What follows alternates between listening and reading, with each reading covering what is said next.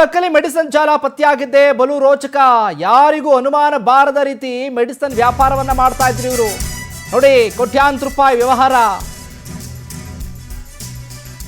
ನಕಲಿ ಮೆಡಿಸಿನ್ ಜಾಲ ಪತ್ತೆಯಾಗಿದ್ದಲ್ಲ, ಈ ಬಲು ರೋಚಕ ಇದು ಪತ್ತೆಯಾಗಿದ್ದು. ಆನ್ಲೈನ್ ಪ್ಲಾಟ್ಫಾರ್ಮ್ ಮೂಲಕ ನಕಲಿ ಔಷಧಿಯನ್ನ ಮಾರಾಟ ಮಾಡ್ತಾ ಇದ್ರು. ನಂಬರ್ ಪ್ಲೇಟ್ ಇಲ್ಲದ ಬೈಕ್ಗಳನ್ನ ಬಳಸಿ ಔಷಧಿ ವ್ಯಾಪಾರವನ್ನ ಮಾಡ್ತಾ ಇದ್ರು ಇವರು. ಖತರ್ನಾಕ್.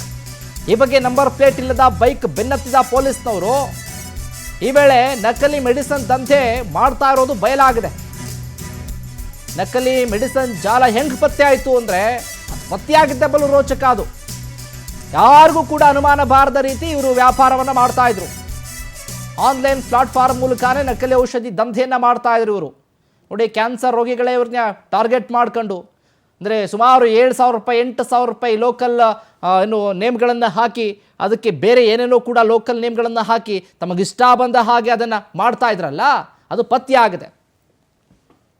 ಇದೇ ವಿಚಾರಕ್ಕೆ ಸಂಬಂಧಪಟ್ಟ ಹಾಗೆ ಹೆಚ್ಚಿನ ಅಪ್ಡೇಟ್ಸ್ ಅನ್ನು ಕೊಡ್ತಾರೆ ನಮ್ಮ ರಾಮನಗರ ಪ್ರತಿನಿಧಿ ಪ್ರವೀಣ್ ಗೌಡ. ಫೋನ್ ಸಂಪರ್ಕದಲ್ಲಿ ಜಾಯ್ನ್ ಆಗಿದ್ದಾರೆ.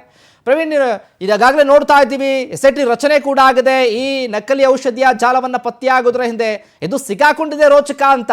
ಈ ವಿಚಾರವಾಗಿ ಅಪ್ಡೇಟ್ಸ್ ಕೊಡೋದಾದ್ರೆ ಖಂಡಿತ ಶಿವಕುಮಾರ್, ಏನು ಬಿಡದಿ ಹೊರವಲಯದ CK ತಂಡದ ಒಂದು ಫಾರ್ಮ್ ಹೌಸ್ ನಲ್ಲಿ ನಕಲಿ ಮೆಡಿಸಿನ್ ದಂಧೆ ಮಾಡಿ ಕಾಸ್ಟ್ಲಿ ಕಡಿಮೆ ಗುಣಮಟ್ಟದ ಔಷಧಿಗಳನ್ನು ತಂದು ಹೆಚ್ಚಿನ ಬೆಲೆಗೆ ಮಾರಾಟ ಮಾಡ್ತಿದ್ರು. ಸಂಬಂಧಪಟ್ಟಂತೆ ಈಗ 4 ಆರೋಪಿಗಳನ್ನು ಕೂಡ ಬಂಧಿಸಿ ವಿಚಾರಣೆಯನ್ನು ಕೂಡ ಮಾಡ್ತಾ ಇರುವಂತದ್ದು. ಒಂದ್ ಕಡೆ ಮತ್ತೊಂದ್ ಕಡೆ ಸರ್ಕಾರ ಇದನ್ನ ಬಹಳ ಸೂಕ್ಷ್ಮವಾಗಿ ಪರಿಗಣಿಸಿರುವಂತದ್ದು. ಜೊತೆಗೆ SIT ಕೂಡ ರಚನೆ ಮಾಡಿರುವಂತದ್ದು. SIT ತಂಡ ಕೂಡ ತನಿಖೆಯನ್ನು ಕೂಡ ಮುಂದುವರಿಸಿರುವಂತದ್ದು. ಆದ್ರೆ ಇದರ ಹಿನ್ನೆಲೆ ನೋಡೋದಾದ್ರೆ, ಈ ಕಳೆದ 1 ವರ್ಷದಿಂದ ಅಲ್ಲಿ ಫಾರ್ಮ್ ಹೌಸ್ ನಲ್ಲಿ ನಕಲಿ ಮೆಡಿಸಿನ್ ದಂಧೆಯನ್ನ ಮಾಡ್ತಿದ್ರು. ಅದು ಹೊರಗಡೆ ಬಂದಿದೆ. ಒಂದು ರೋಚಕ ಏನು ನಕಲಿ ಮೆಡಿಸಿನ್ ದಂಧೆ ಮಾಡ್ತಿದ್ದಂತ ಫಾರ್ಮ್ ಹೌಸ್ ನಲ್ಲಿ ಒಂದು ಡೆಲಿವರಿ ಬಾಯ್ಗಳು ಸಾಕಷ್ಟು ಬಾರಿ ಅಲ್ಲಿ ಬಂದು ಕೊರಿಯರ್ ಅಥವಾ ಪಾರ್ಸಲ್ ರೂಪದಲ್ಲಿ ಬಂದು ಹೋಗ್ತಾ ಇರೋದನ್ನ ಅಲ್ಲಿನ ಸ್ಥಳೀಯರು ಗಮನಿಸಿದ್ರು. ಅಂದ್ರೆ ಫಾರ್ಮ್ ಹೌಸ್ಗೆ ಯಾಕೆ ಈ ರೀತಿ ಪದೇ ಪದೇ ಜೊತೆಗೆ ಏನೋ ನಂಬರ್ ಪ್ಲೇಟ್ ಇಲ್ಲದಂತ ಒಂದು ಬೈಕ್ ಅನ್ನ ತೆಗೆದುಕೊಂಡು ಬಂದು ಕೊರಿಯರ್ ತರುವಂತದ್ದು, ಜೊತೆಗೆ ವಾಪಸ್ ಪಾರ್ಸಲ್ ತಗೊಂಡು ಹೋಗೋ ರೀತಿಯಲ್ಲಿ ಮಾಡ್ತಿದ್ದಾರೆ ಅನ್ನೋ ಸಾಕಷ್ಟು ಅನುಮಾನಗಳು ಗೊತ್ತಾಗುತ್ತೆ. ಅದರಿಂದ ಸ್ಥಳೀಯರು